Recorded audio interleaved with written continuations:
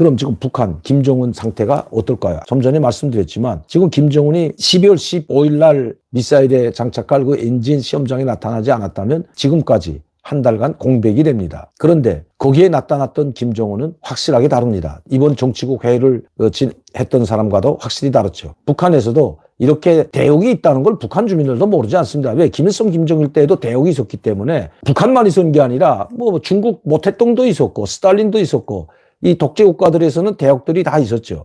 뭐 영화나 연극을 위해서도 대역이 있었고 아니면 한반도 유사시에 진짜 김정은의 동선을 감추기 위해서라도 이런 사람들은 반드시 준비해 놓는 게 북한입니다. 김일성 때도 그랬고 김정일 때도 마찬가지였죠. 그 대역이 갔다는 데 대해서는 이러쿵저러쿵 할 이유가 없다는 거죠. 뭐 그거는 김정은이 마음이기 때문에 자기가 똑같은 사람 보내 엔진 시험장이 됐던 아니면 무력시 현장이 됐던 이런 현장에 보내는 건 뭐 김정은이 제 마음인데 문제는 북한에서 김정은을 대역하는 이런 사람이 자주 나타나는가 하는 바로 그것입니다. 그리고 왜 이제 11살짜리밖에 되지 않는 그 딸을 대형 미사일 실험 발사장에 나타나가지고 대장, 상장 이런 장군들 앞에 내세워주고 그 장군들이 두 손을 잡고 허리를 90도로 굽혀서 인사하는 모습을 그대로 요가 없이 사진이나 동영상을 내보내고 있는가 하는 것입니다.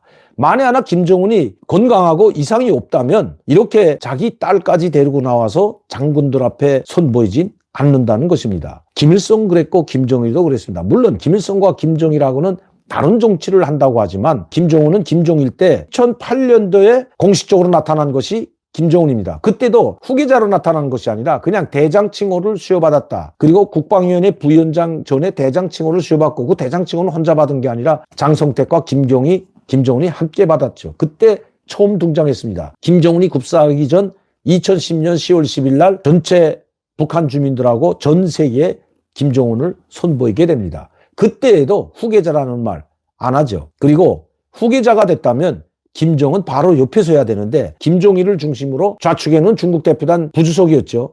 그리고 우측에는 이용호 총참모장, 그 다음에 김정은이 섰습니다. 후계자로 되면 김정일 바로 옆에 서는 것이 맞는 거죠. 그때까지만 해도 이용호 총참모장보다도 오히려 직위가 낮고 아직까지 후계자로 임명되지 않았다는 걸 보여줍니다.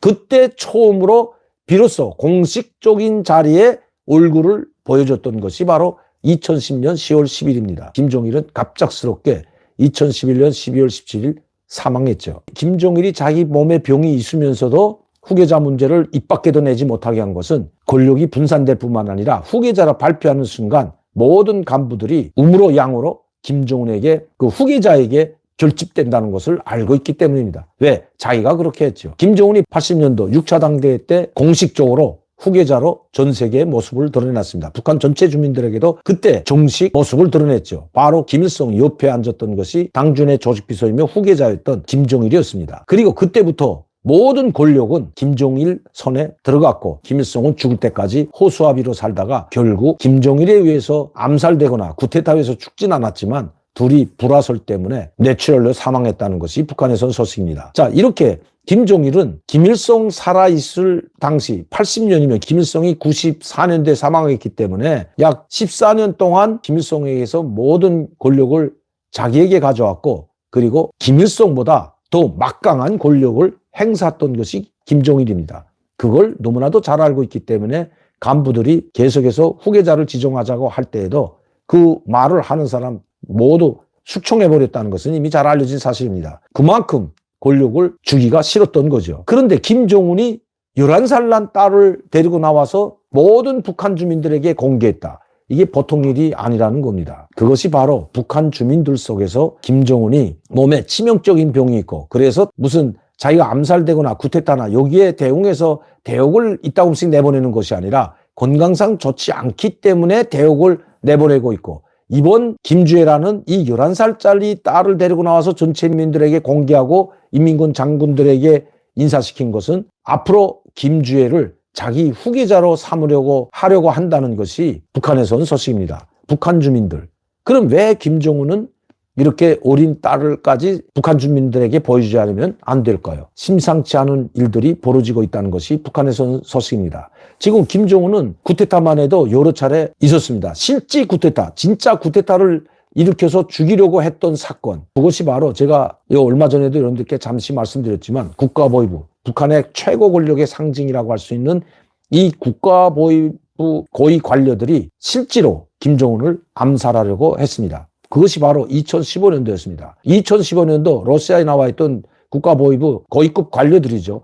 뭐 그렇다고 해서 뭐 김원웅이가 죽이려고 했다는 것은 결코 아닙니다. 그러나 김원웅이도 거기에 말려 들어갔는데 김원웅이를 끌어들여서 죽이려고 암살 음모에 김원웅을 가담시킨 것이 아니라 해외에 나다니는 대외정보국과 외화벌이를 하고 있는 외화벌이 국가보위부의 무역 상사들이 김원웅을 매수했다는 겁니다.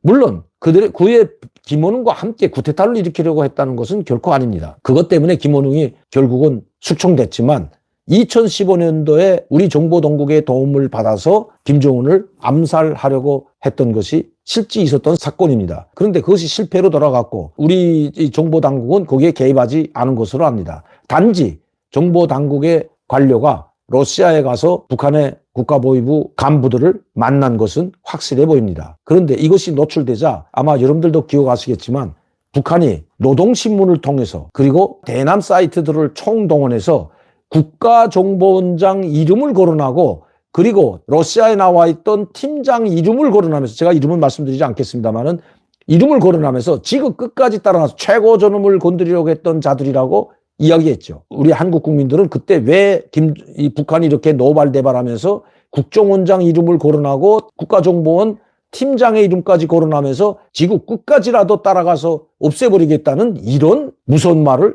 했을까요? 그것도 이름을 고명하면서 지금까지 북한이 이렇게 이름을까지 고명하면서 한 적은 없습니다. 개입은 하지 않았지만 그들을 만났기 때문입니다.